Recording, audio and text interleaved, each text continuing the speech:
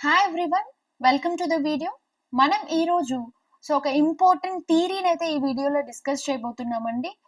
అదే cognitive development theory proposed by Jean Piaget అండి. ఇతను ఈ థీరీలో ఏం చెప్పాడు, దాంట్లో ఇంపార్టెంట్ టర్మ్స్ అయితే మనం ఈ వీడియోలో డిస్కస్ చేయబోతున్నాము. ఈ వీడియో ఎవరైతే టీచింగ్ జాబ్స్ కి ప్రిపేర్ అవుతున్నారో, ఎవరైతే బిఎడ్ ఎగ్జామ్స్ రాస్తున్నారో, ఏపీ టెట్, సీటెట్, ప్రతి ఒక్కరికి ఈ వీడియో అయితే ఖచ్చితంగా యూజ్ అవుతుందండి. వీడియో స్టార్ట్ చేయబోయే ముందు మీకు కానీ నా కంటెంట్ నచ్చినట్టయితే లైక్ చేసి, షేర్ చేసి, సబ్స్క్రైబ్ చేయండి అండ్ బెల్ ఐకాన్ ప్రెస్ చేస్తే మీకు నేను ఏ వీడియో అప్లోడ్ చేసినా వెంటనే నోటిఫికేషన్ అయితే వస్తుందండి. వితౌట్ లేట్ మనం వీడియోని అయితే స్టార్ట్ చేసేద్దాము. ఈ రోజు మనం డిస్కస్ చేయబోతున్న టాపిక్ కాగ్నిటివ్ డెవలప్మెంట్ థియరీ అండి. దీన్ని ప్రపోజ్ చేసిన అతను వచ్చి జియాన్ పియాజెట్. మనకి each and every teaching job లో అయితే మినిమం ఆఫ్ 2 to 3 మార్క్స్ అయితే ఈ టాపిక్ నుంచి ఇస్తారండి. ఫస్ట్ ఈ థియరీ గురించి తెలుసుకోబోయే ముందు ఫస్ట్ ఈ థియరీ కాగ్నిటివ్ అని అంటే మీనింగ్ ఏంటి, అసలు దీనికి ఈ నేమ్ ఎందుకు వచ్చింది అనేది అయితే మనం డిస్కస్ చేద్దామండి. జియాన్ పియాజెట్ అనే అతన్ని మనం father of cognitive development theory అని, ఫాదర్ ఆఫ్ కాగ్నిటివ్ డెవలప్మెంట్ అని కూడా పిలుస్తాము. ఇంకొకటి కాగ్నిటివ్ అనే వర్డ్ వచ్చి లాటిన్ ఆరిజిన్. లాటిన్ లాంగ్వేజ్ లో కాగ్నిషియో అనే వర్డ్ నుంచి ఈ కాగ్నిటివ్ అనే వర్డ్ అయితే డెవలప్ అయిందండి. కాగ్నిషియో అని అంటే మీనింగ్ ఏంటి అని అంటే విజ్డమ్ ఆర్ నాలెడ్జ్. మనకుండే జ్ఞానాన్ని కాగ్నిటివ్ అని అంటామండి. ఈ కాగ్నిషన్ అంటే ఈ నాలెడ్జ్ డిఫరెంట్ స్టేజెస్ లో ఎలా డెవలప్ అవుతుంది అనేదే ఈ థియరీ మనకి చెప్తుంది. ఈ జియాన్ పియాజెట్ అనే అతను అతనికి ఉండే 3 చిల్డ్రన్ ని అబ్జర్వ్ చేసి, తనకున్న 3 పిల్లల్ని అబ్జర్వ్ చేసి కేర్ఫుల్ గా వాళ్ళొక నాలెడ్జ్ అనేది ఎలా డెవలప్ అయింది డిఫరెంట్ స్టేజెస్ లో అని చెప్పి ఈ థియరీని అయితే డెవలప్ చేయడం జరిగిందండి. ఇంకొకటి ఇతను పియాజెట్ డెవలప్ చేసిన collective theories of child development ని మనం జెనెటిక్ ఎపిస్టెమాలజీ అని కూడా పిలుస్తామండి. ఈ డెవలప్మెంటల్ ప్రాసెస్ లో ఇన్ఫాంట్ చిన్నప్పటి నుంచి పెద్ద అయ్యే వరకు మన కాగ్నిషన్ అనేది ఎలా డెవలప్ అవుతుంది డిఫరెంట్ స్టేజెస్ లో అనేది ఈ థియరీ అయితే చెప్తుందండి. నెక్స్ట్ ఈ జెనెటిక్ ఎపిస్టెమాలజీ అని అంటే ఏంటో చూద్దామండి. ఫస్ట్ ఆఫ్ ఆల్ మన బ్రెయిన్ అనేది ఈ డెవలప్మెంట్ ని ఎలా తీసుకుంటుంది అనేదే ఈ థియరీలో మనం డిస్కస్ చేయబోతున్నాము. జెనెటిక్ ఎపిస్టెమాలజీ అనేది ఫిలాసఫీ, ఇది ఒక బ్రాంచ్ ఆఫ్ ఫిలాసఫీ అండి. ఇది ఏం చెప్తుందంటే నేచర్ ని ఎక్స్ప్లోర్ చేసి దాని ఆరిజిన్ కానీ, మన నాలెడ్జ్ యొక్క లిమిట్స్ ని గురించి కానీ ఈ జెనెటిక్ ఎపిస్టెమాలజీ డిస్కస్ చేస్తుందండి. మనం ఈ కాగ్నిటివ్ డెవలప్మెంట్ థియరీలో ప్రైమరీ కాన్సెప్ట్స్ 3 ఉన్నాయండి. ఫస్ట్ ఒకటి కాగ్నిషన్, నెక్స్ట్ వచ్చి ఆపరేషన్స్, నెక్స్ట్ వచ్చి స్కీమ్. ఈ ప్రతి ఒక్క సబ్ టాపిక్ గురించి డీటెయిల్ గా మనము నెక్స్ట్ స్లైడ్ లో చూద్దాము.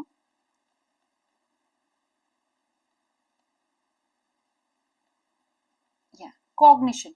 అసలు కాగ్నిషన్ అని అంటే ఏంటి అని అంటే ఇప్పుడు నేను చూసిన పర్సెప్షన్ లోని ఏదైనా ఒక థింగ్ ని నేను చూసిన పర్సెప్షన్ లోని మీరు చూడాలని లేదు కదండి. నా బ్రెయిన్ వే ఆఫ్ వర్కింగ్ ఒకలా ఉంటుంది, నేను అండర్స్టాండింగ్ చేసుకునే కేపబిలిటీ ఒకలా ఉంటుంది. అది మీ సైడ్కి వచ్చేసరికి మీకు డిఫరెంట్ గా ఉండొచ్చు. ఇప్పుడు నేను ఒక విషయం చెప్పాను అనుకోండి, అది ప్రతి ఒక్కరికి ఒకేలాగా అర్థం అవ్వదు కదా.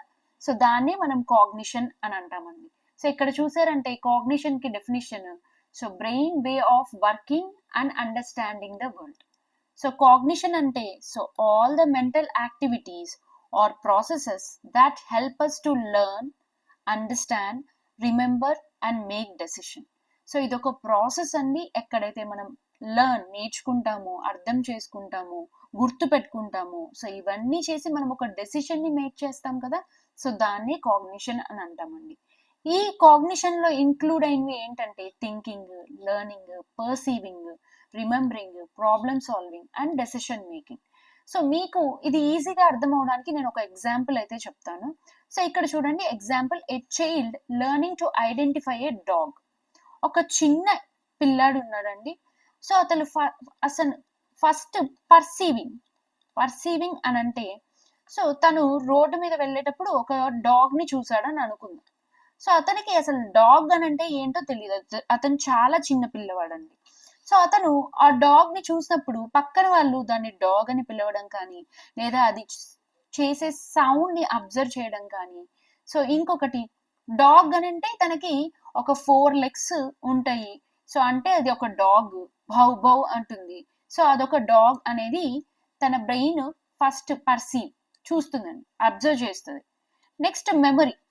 సో ఇంకొకసారి తను ఎప్పుడైనా ఈ కుక్కని చూసినప్పుడు, ఈ డాగ్ ని చూసినప్పుడు తనకి ఆ ఇమేజ్ అనేది, లేదా ఎప్పుడైనా ఎవరైనా డాగ్ గురించి మాట్లాడేటప్పుడు తనకి ఆ ఇమేజ్ అనేది, ఆ సౌండ్ అనేది తనకి గుర్తొస్తుందండి.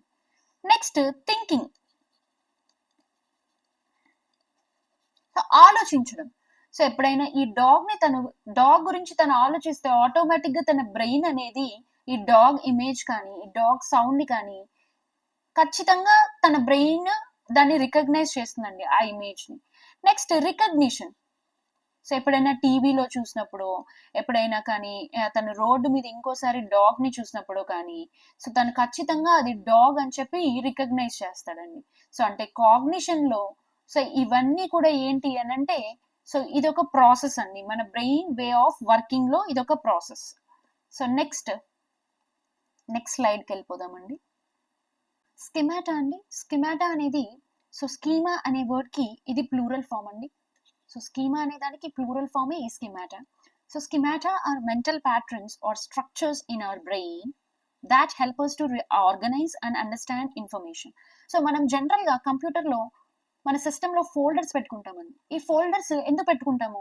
సో దానికి రిలేటెడ్ గా ఉండే కంటెంట్ అంతా ఒక ఫోల్డర్ లో పెట్టుకుంటే, సో మనం ఎప్పుడైనా రీకాల్ చేయడానికి ఈజీగా ఉంటుందని చెప్పి మనం ఆ ఫైల్స్ అంతా ఒక ఫోల్డర్ వేసి పెడతామండి. సో ఈ స్కిమాటా అనేది కూడా మన బ్రెయిన్ లో ఒక ఫోల్డర్ లాంటిదండి. ఓకే, సో మనం ఎప్పుడైతే సిమిలర్ కైండ్స్ ఆఫ్ థింగ్స్ ని మనం చూస్తామో, సో మన బ్రెయిన్ ఏం చేస్తుందంటే అదంతా ఒక ఫోల్డర్ లో వేసి పెట్టుకుంటుందండి. సో అదే ఇక్కడ నేను రాశాను. So schema is like a folder in your brain. Every time experience something, your brain stores it in right folder. These folders help you quickly understand similar things in future. So ఇక్కడ ఒక example చూస్తే అండి, school. So school అంటే ఒక పిల్లవాడు so school పట్ల ఒక schema అనేది ఒక డెవలప్ చేసుకుంటాడండి. అంటే స్కూల్లో టీచర్స్ ఉంటారు. సో పిల్లలందరూ ఒక రోలో కూర్చుంటారు. సో స్కూల్ బ్యాగ్ తీసుకొని మనం స్కూల్కి వెళ్తాము. సో ఈచ్ పీరియడ్ అప్పుడు బెల్ కొట్టారు అని అంటే సో నెక్స్ట్ టీచర్ వస్తారు. సో ఇవన్నీ స్కూల్ పట్ల తన బ్రెయిన్ లో ఉండే లైక్ మైండెడ్ సిమిలర్ థింగ్స్ అంతా తను ఆ స్కూల్ పట్ల డెవలప్ చేసుకుంటాడండి. ఎప్పుడైతే తను ఇంకో స్కూల్ కి మారుతాడో, సో అక్కడ కూడా సేమ్ ప్రొసీజర్ ఉంటుంది కదండి, సేమ్ థింగ్ అనేది తను ఫీల్ అవుతాడు. అంటే స్కూల్ అంటే తనకి ఆటోమేటిక్ గా బ్రెయిన్ లో ఏం రికగ్నైజ్ అవుతుంది, సో ఈ థింగ్స్ అంతా ఒక రోలో తనకైతే బ్రెయిన్ లో రిజిస్టర్ అయి ఉంటాయండి. సో దాన్నే స్కిమాటా అంటాం. మనం ఆల్రెడీ ఫస్ట్ డిస్కస్ చేసింది వచ్చి కాగ్నిషియో, నెక్స్ట్ సెకండ్ వచ్చి స్కిమాటా. సో నెక్స్ట్ టాపిక్ వచ్చి మనము ఆపరేషన్స్ గురించి అయితే డిస్కస్ చేస్తున్నామండి. Next so operations. సో ఈ రెండు అయిపోయిన తర్వాత మనకి నెక్స్ట్ కాన్సెప్ట్ ఆపరేషన్స్ అండి. These are higher mental actions a child uses to solve problems and understand the world. So మనము దీనికి ఎగ్జాంపుల్ గా ఒక పజిల్ అండి. సో మనకి కొంచెమైనా బ్రెయిన్ డెవలప్ అయిన తర్వాతే ఒక పిల్లవాడు ఆ పజిల్ అనేది సాల్వ్ చేయగలుగుతారు. అంటే ఇది so higher mental actions. So normal గా కాదు, సో కొంచెం హయ్యర్ లెవెల్లో తన బ్రెయిన్ ని యూజ్ చేయడానికి. సో దీన్ని యూజ్ చేసుకొని చైల్డ్ అనేవాడు సో తన పక్కన ఉండే ఎన్విరాన్మెంట్ లో కానీ, సొసైటీలో కానీ ఎలా ఇంటరాక్ట్ అవ్వాలి, సో ఏ సిచ్యువేషన్ లో తను ఎలా రియాక్ట్ అవ్వాలి అనేది తను గ్రో అప్ అవుతాడండి. లైక్ సాల్వింగ్ పజిల్స్ కానీ, సో ఏదైనా ముందుగా ప్లాన్ చేసుకోవడం కానీ, సో డిఫరెంట్ థింగ్స్ ని డివైడ్ చేసుకొని కానీ చూస్తాడు. సో మనము కాగ్నిటివ్ డెవలప్మెంట్ థియరీలో సో 3 ప్రైమరీ టాపిక్స్ అయితే డిస్కస్ చేసామండి. ఫస్ట్ ఒకటి కాగ్నిషియో, నెక్స్ట్ వచ్చి స్కిమాటా, నెక్స్ట్ వచ్చి ఆపరేషన్స్. నెక్స్ట్ చూస్తే for the change to happen in schemata. So ఎప్పుడు మనకి ఆ ఫోల్డర్ అనేది అప్డేట్ అవుతూ ఉండాలి కదండి. సో అంటే లైక్ మైండెడ్ థింగ్స్ అంతా సో బ్రెయిన్ ఒక ఫోల్డర్ లో వేసుకోవడమే స్కిమాటా అని చెప్పాను కదా. సో ఇక్కడ ఏమవుతుంది అని అంటే, సో ఎప్పుడైతే ఆ చేంజ్ అనేది వస్తూ ఉంటుందో సో ఆ స్కిమాటాలో సో దాన్నే అడాప్టేషన్, ఆర్గనైజేషన్ అనేది ఈ 2 థింగ్స్ కూడా ఆ చేంజ్ లో టేక్ ప్లేస్ అవ్వాలండి. సో ఫస్ట్ అడాప్షన్ అంటే ఏంటి? సో ఎప్పుడైతే ఒక చైల్డ్ సో కొత్త ఎన్విరాన్మెంట్ కి అడ్జస్ట్ అయ్యి కొత్త థింగ్స్ ని లెర్న్ చేస్తూ గ్రో అవుతాడో దాన్ని అడాప్టేషన్ అని అంటామండి. సో ఈ అడాప్టేషన్ లో ఇంకో 2 స్టేజెస్ ఉన్నాయి. ఒకటి వచ్చి అసిమిలేషన్, నెక్స్ట్ అకామిడేషన్. అసిమిలేషన్ అని అంటే తనకుండే ఓల్డ్ నాలెడ్జ్ యూజ్ చేసుకొని సో కొత్త థింగ్స్ ని నేర్చుకోవడం, అర్థం చేసుకోవడాన్ని ఏమంటాము అని అంటే మనం అసిమిలేషన్ అని అంటామండి. Next accommodation. So process by which child adjust to new situations. So ఒక కొత్త సిచ్యువేషన్ తనకు వచ్చింది, సో మరి ఆ సిచ్యువేషన్ లో తను ఎలా అడ్జస్ట్ అవుతాడు అనే దాన్ని అకామిడేషన్ అని పిలుస్తామండి. సో దీనికి నేను మీకు ఒక ఎగ్జాంపుల్ చెప్తాను. సో ఆల్రెడీ మనము కాగ్నిషియో చదివేటప్పుడు నేర్చుకునేటప్పుడు డాగ్ ఎగ్జాంపుల్ తీసుకున్నాం కదండి. సో డాగ్ అంటే తనకి ఇక్కడ సౌండ్ గుర్తుకొస్తుంది, సో అండ్ దాని షేప్ ఇవన్నీ గుర్తొస్తాయి కదండి. సో అంటే తనకు ఒక స్కీమా డెవలప్ అయింది, ఏంటి అని అంటే డాగ్ అంటే 4 legs ఉంటాయి, సో అదొక సౌండ్ చేస్తుంది.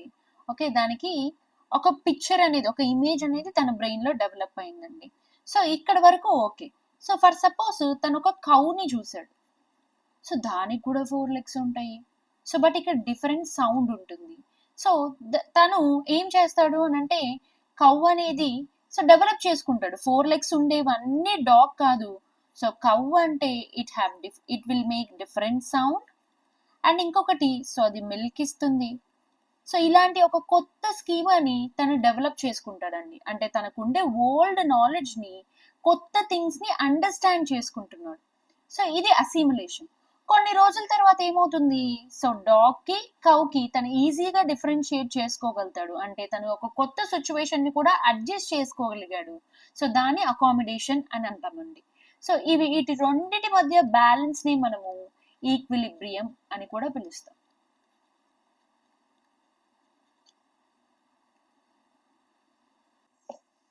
నెక్స్ట్ ఆర్గనైజేషన్ అండి. సో ఆర్గనైజేషన్, సో మనం ఏదైనా ఒక థింగ్ ని ఆర్గనైజ్ అంటే ఆర్డర్ గా పెట్టుకొని చేయడాన్ని మనం ఆర్గనైజేషన్ అంటామండి. సో ఇక్కడ కూడా సేమ్ థింగ్ రిపీట్ అవుతుంది. సో ఇది ఒక ప్రాసెస్ ఎక్కడైతే చైల్డ్ తనకుండే న్యూ స్కిమాటా ఓల్డ్ స్కిమాటోతో మిక్సప్ చేసి ఒక కొత్త కాగ్నిటివ్ సిస్టమ్ ని డెవలప్ చేసుకోవడాన్ని ఆర్గనైజేషన్ అని అంటామండి. సో మనం ఆల్రెడీ చూసిన ఎగ్జాంపుల్లో సో తనకి డాగ్ గురించి తెలుసు, సో నెక్స్ట్ న్యూ స్కిమాటా వచ్చి కౌ గురించి తను తెలుసుకున్నాడు. సో దీన్ని రెండింటిని మిక్సప్ చేసి ఒక కొత్త కాగ్నిటివ్ సిస్టమ్ అయితే తను డెవలప్ చేసుకుంటాడండి. సో దాన్నే మనం ఏమంటామంటే ఆర్గనైజేషన్.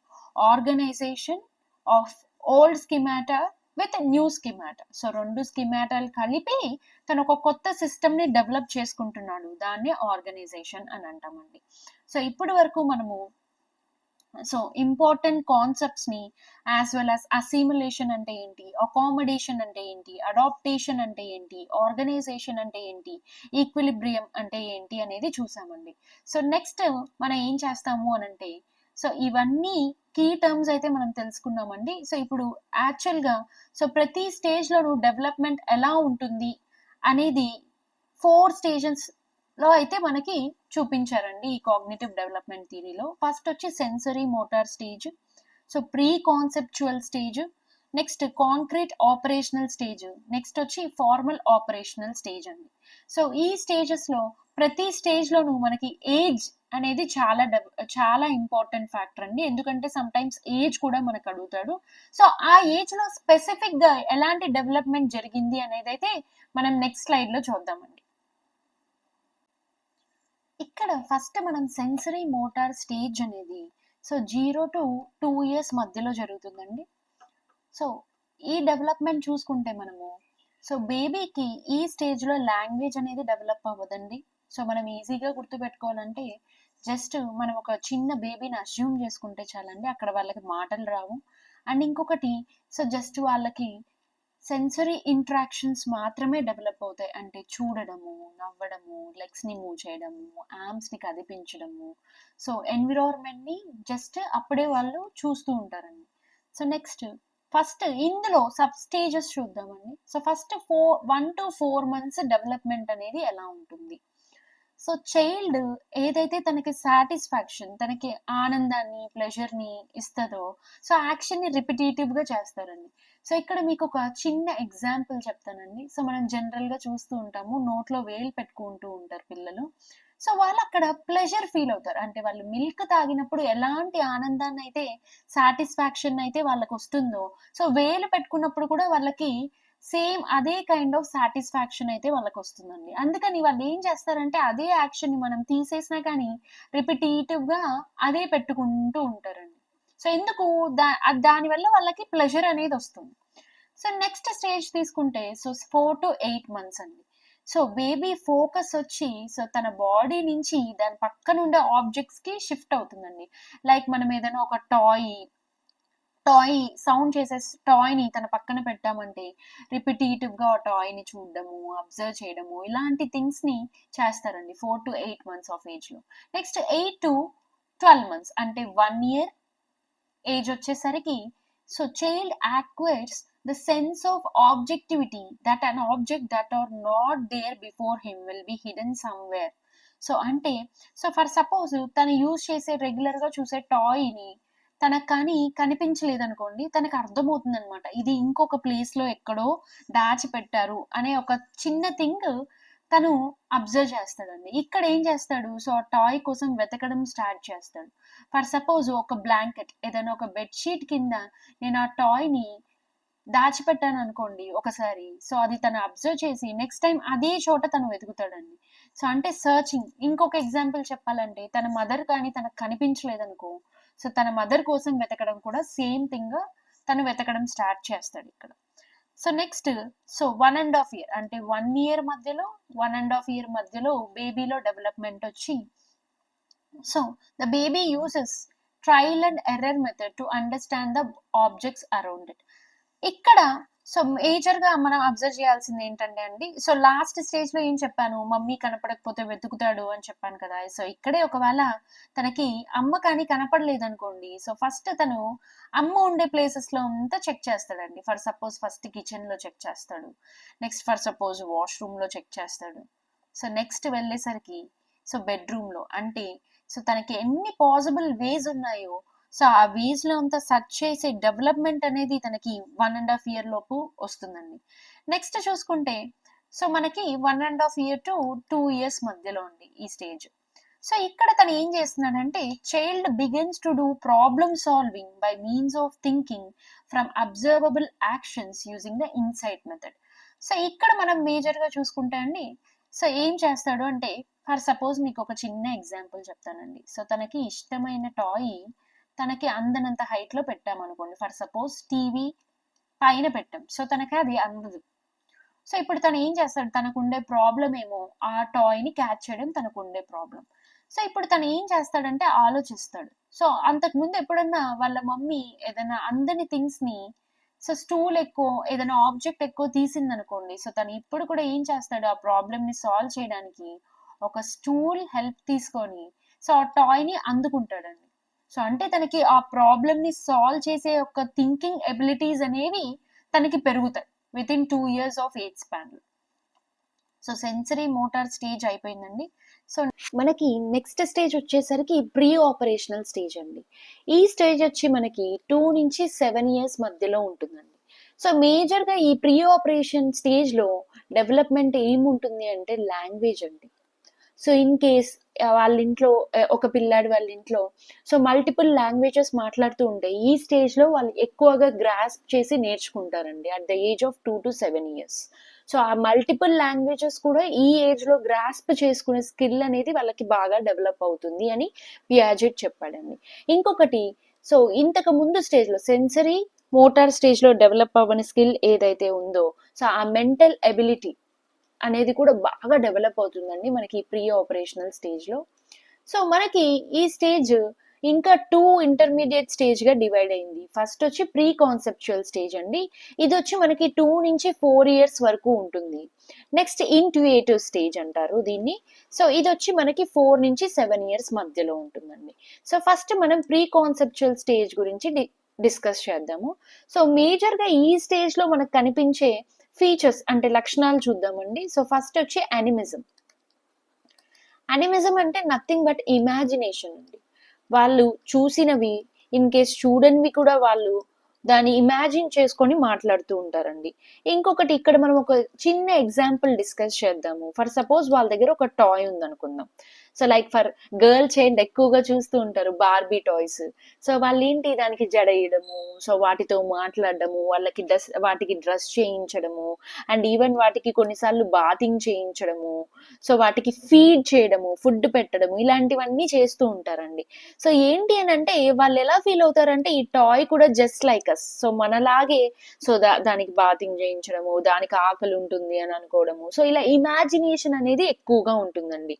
సో సమ్ టైమ్స్ ఈ ఇమాజినేషన్ లో వాటికి తెలియని థింగ్స్ కూడా వాళ్ళు ఎక్కడైనా వినుంటారు. ఫర్ సపోజ్ ఇప్పుడు చూసుకుంటే మనకి మొబైల్లోనో ఎక్కడో చూసుంటారు అనమాట, లేదా ఎవరైనా మాట్లాడుతున్నప్పుడు వాళ్ళు గోస్ట్ గురించి విన్నారనుకోండి, they started imagining about the ghost.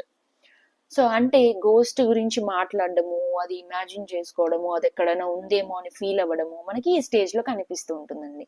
ఇందులో నెక్స్ట్ ఏంటి అని అంటే యానిమిజం తర్వాత మనకి ఈగోసెంట్రిజం ఉంటుందండి. అంటే సో ఇక్కడ ఏంటి అని అంటే పక్కన వాళ్ళకి ఫీలింగ్స్ గురించి వాళ్ళు ఆలోచించరండి. అంటే సో వాళ్ళ పెయిన్ మాత్రమే వాళ్ళకి ఇక్కడ తెలుస్తుంది అనమాట. సో అంటే హోల్ వరల్డ్ వాళ్ళ చుట్టూనే తిరుగుతూ ఉన్నట్టు వాళ్ళు ఫీల్ అవుతూ ఉంటారండి. నెక్స్ట్ థర్డ్ వన్ వచ్చి మనకి ఇక్కడ pretend or play. For suppose వాళ్ళు ఒక కార్టూన్ చూసారు అని అనుకుందాం, లైక్ స్పైడర్ మ్యాన్ చూసారు. సో వాళ్ళు ఎలా ఫీల్ అవుతూ ఉంటారు అని అంటే సో వాళ్ళు కూడా స్పైడర్ మ్యాన్ లాగా, సో వాళ్ళు కూడా జంప్ చేయొచ్చు, రన్ చేయొచ్చు అని వాళ్ళు ఫీల్ అవుతూ ఉంటారు. లైక్ అలాంటి డ్రెస్ తీసిమని చెప్పి పేరెంట్స్ని అడగడం కానీ, సో ఇంకొకటి వాళ్ళు కూడా అలా ఎనాక్ట్ చేయడానికి వాళ్ళు ఎక్కువగా ఇంట్రెస్ట్ చూపిస్తూ ఉంటారండి. ఇది ప్రీ కాన్సెప్చువల్ స్టేజ్ లో మనకి ఎక్కువగా కనిపించే లక్షణాలండి. సో నెక్స్ట్ ఇంట్యూయేటివ్ స్టేజ్ లో ఎలా ఉంటుంది అనేది చూద్దామండి.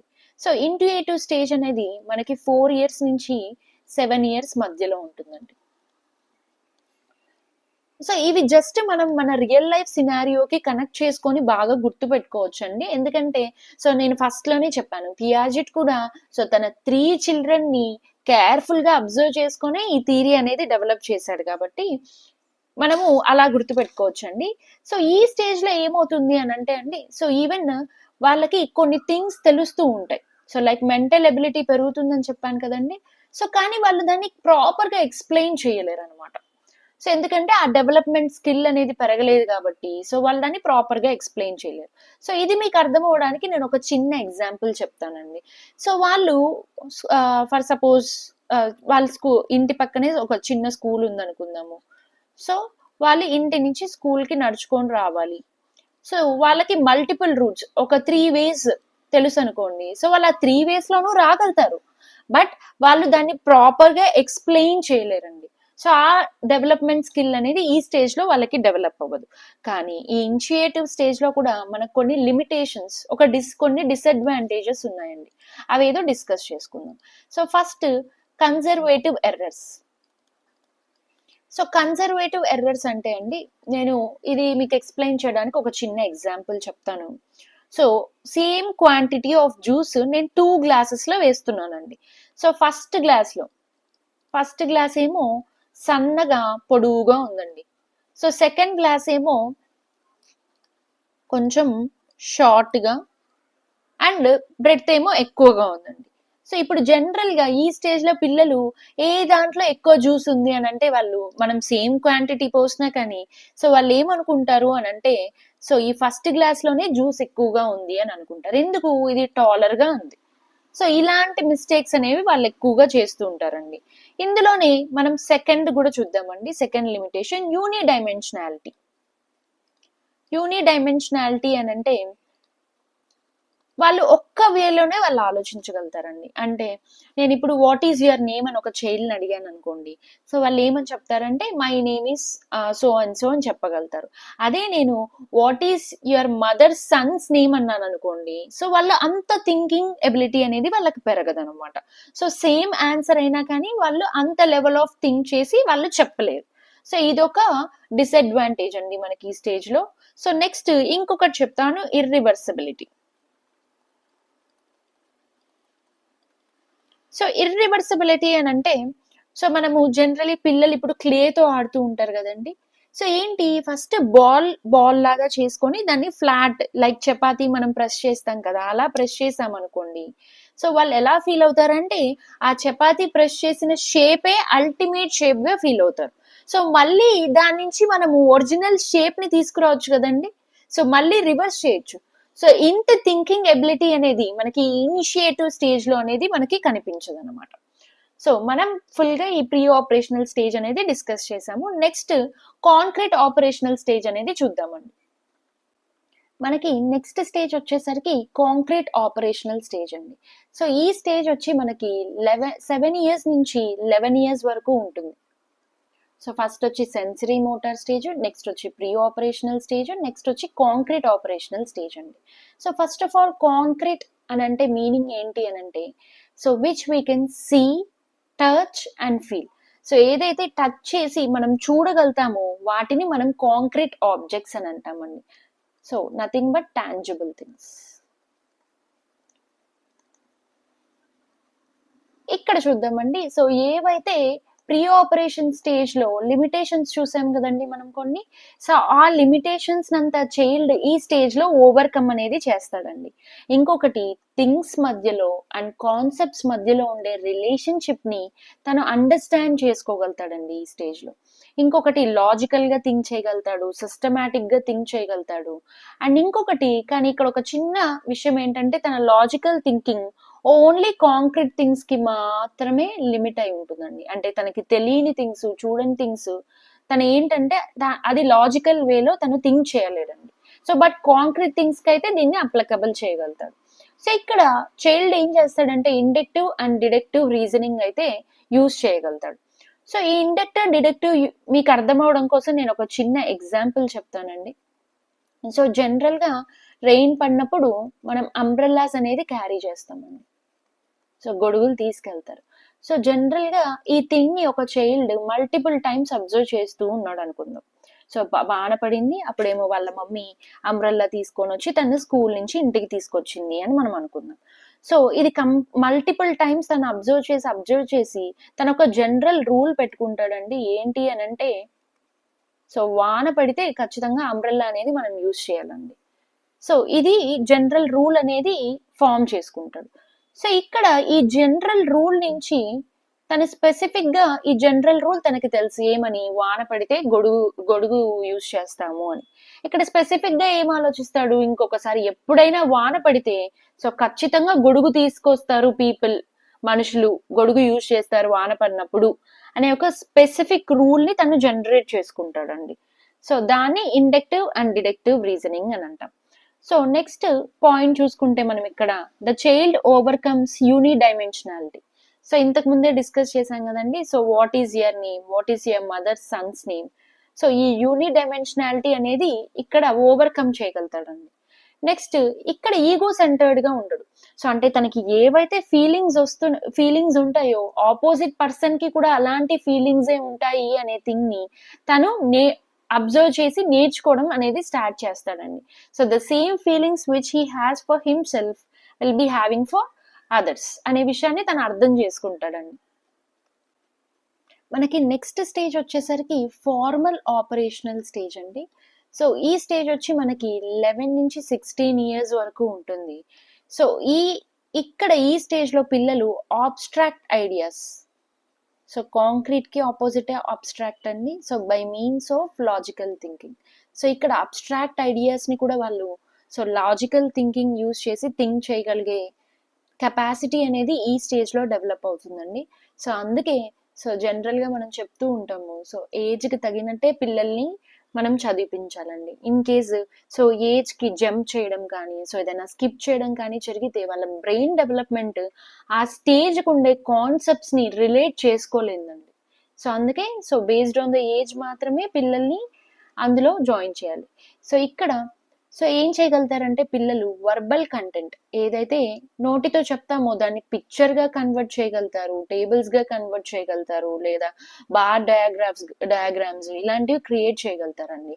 అలాగే ఒకవేళ నేను టేబుల్లో ఏదైనా డేటా ఇచ్చినా, సో పిక్చర్ లో ఏమైనా డేటా ఇచ్చినా దాన్ని వాళ్ళు కాంప్రహెండ్ చేసి సెంటెన్స్ ఫామ్ లో రాయగలుగుతారు, యాజ్ వెల్ యాజ్ చెప్పగలుగుతారండి. సో ఇంకొకటి ఈ స్టేజ్ ఎండ్లో so child complete cognitive development అనేది జనరేట్ అయిపోతుందండి. తన బ్రెయిన్ అనేది కంప్లీట్గా డెవలప్ అయిపోతుంది. సో ఇక్కడ చైల్డ్ ఏం చేయగలుగుతాడు అంటే హైపోథెటికల్గా థింక్ చేయగలుగుతాడు. సో తను చూడలేని ఆబ్జెక్ట్స్ గురించి కూడా తను థింక్ చేసి ఒక కన్క్లూజన్ ఇవ్వగలుగుతాడండి ఈ స్టేజ్లో. ఇక్కడ role of the teacher. So ఒక టీచర్ అనే అతను ఎలాంటి రోల్ ప్లే చేస్తాడు ఈ డెవలప్మెంటల్ స్టేజ్లో అనేది. సో ఎప్పుడు కానీ లెర్నింగ్ అనేది సో ఇన్నోవేటివ్గా నేర్పించడం టీచర్ రోల్ అండి ఈ స్టేజెస్లో.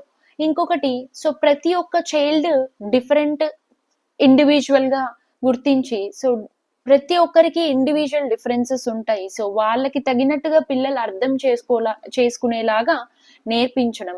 సో ఈ డెవలప్మెంటల్ స్టేజెస్ మనం నేర్చుకోవడం వల్ల ఏమవుతుంది అంటే సో పిల్లలకి మనం ఎలా చెప్పగలుగుతాము, సో వాళ్ళు ఎక్కడ లాగ్ అయి ఉన్నారు అనేది మనకు తెలుస్తుందండి. ఇంకొకటి సో నో కంపారిజన్. సో ఈ చైల్డ్ ఈజ్ డిఫరెంట్. ఇప్పుడు చెప్పినట్టే సో ప్రతి ఒక్కరికి ఇండివిజువల్ డిఫరెన్సెస్ ఉంటాయి. సో కంపారిజన్ అని చేయకూడదండి. సో అండ్ పీర్స్తో వాళ్ళకి ఎప్పుడైతే ఈ కంపారిజన్ చేస్తామో సో వాళ్ళ కాన్ఫిడెన్స్ లాగ్ అయ్యే ఛాన్సెస్ కూడా ఉంటాయండి. సో మీకు ఒక చిన్న టాస్క్ ఇస్తున్నానండి. సో నెక్స్ట్ స్లైడ్ చూద్దాం మనం ఇక్కడ. సో ఇక్కడ నేను మీకు ఒక చిన్న క్వశ్చన్ ఇస్తాను.